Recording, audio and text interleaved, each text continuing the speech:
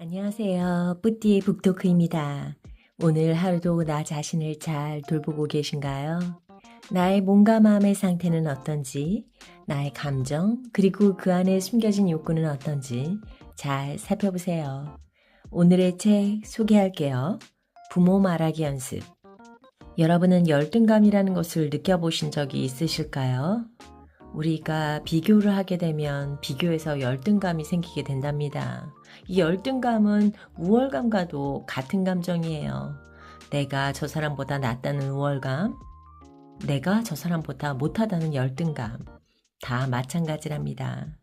이러한 열등감으로부터 아이를 지키는 부모에 대한 글을 소개하도록 하겠습니다. 발췌해서 읽어드릴게요. 열등감으로부터 아이를 지키는 부모의 마음가짐. 사람들은 대부분 무의식적으로 타인을 의식하고 비교하며 산다.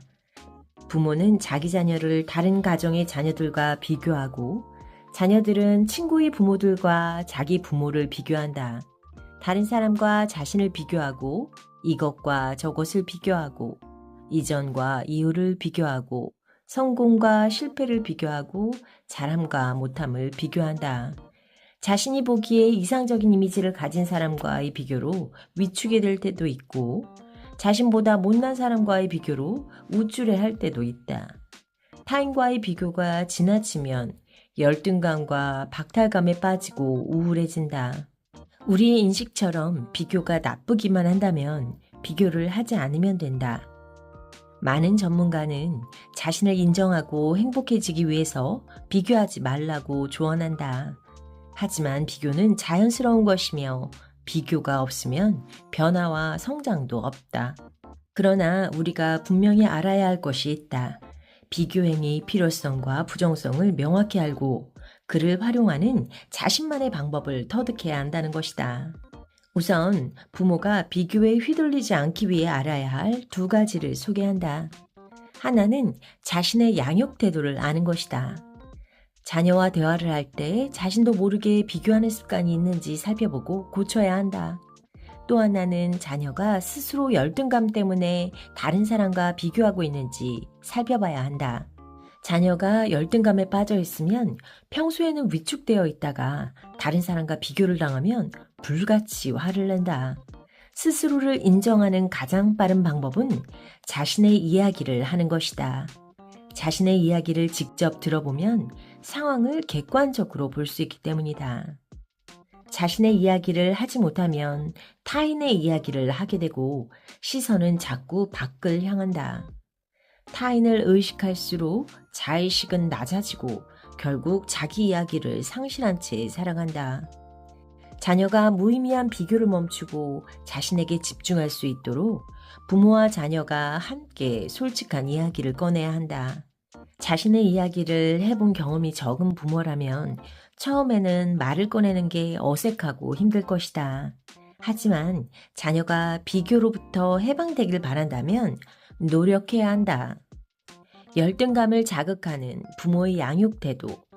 많은 부모가 아이의 열등감을 자극해 경쟁심을 부추기면 스스로 삶에 열정을 가질 거라고 착각한다.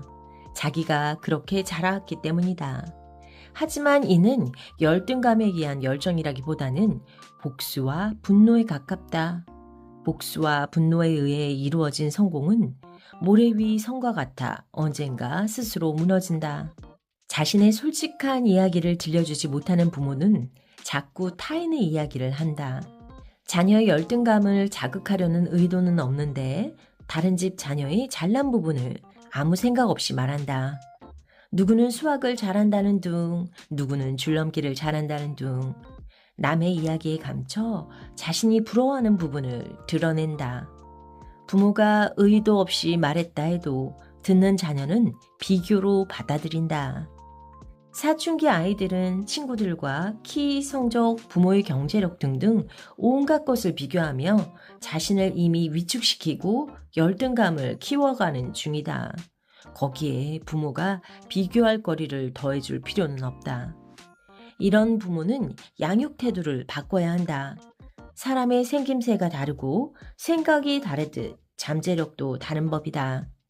아이들 머릿속에 인간은 모두 다르다는 진리를 심어놓자. 아이 생각이 바뀌면 말과 행동이 바뀐다. 자녀의 열등감을 자극하지 않으려면 자녀에게 친구들의 장점을 말하지 않는 게 좋다. 부모는 그냥 하는 말이어도 아이들은 비교로 받아들이기 때문이다. 사춘기 자녀가 친구들의 장점을 말할 일은 거의 없지만 혹시나 말한다면 맞장구는 약하게 하고 내 자녀의 장점을 덧붙여서 말해줘야 한다. 이때 주의할 점은 잘하는 것만이 장점이 아니란 걸 알려줘야 한다. 좋아하는 것도 재능이고 장점이 될 수 있다. 그 친구는 바이올린을 좋아하니? 우리 아이는 노래 부르는 걸 좋아하잖아. 와 같이 말해주자. 핵심은 부모의 말의 주체가 다른 사람이 아니라 자녀임을 인지하게 하는 것이다.